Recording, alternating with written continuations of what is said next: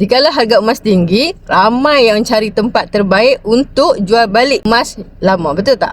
Jadi, nak jual kat mana? Jom saya kongsikan. Sebelum tu, boleh save video ni untuk rujukan masa hadapan. Antara tempat yang tuan-puan boleh jual, emas terpakai yang kemek, yang patah, yang bengkok, tak muat dan sebagainya yang berketulinan 835, 916 atau 999 jenama lain.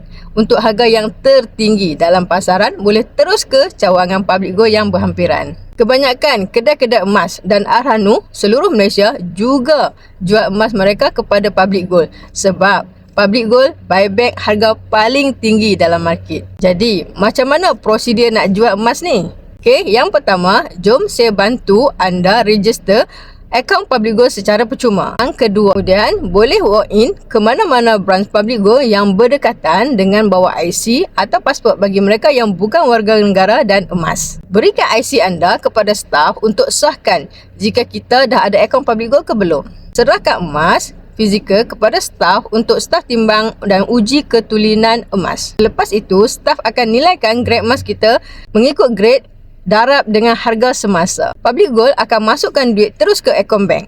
Duit buyback akan masuk terus ke akaun bank kita selepas 2 jam selesai urusan buyback. Public Gold tidak cerewet, asalkan emas tuan-puan tulen, boleh saja terus jual ke Public Gold.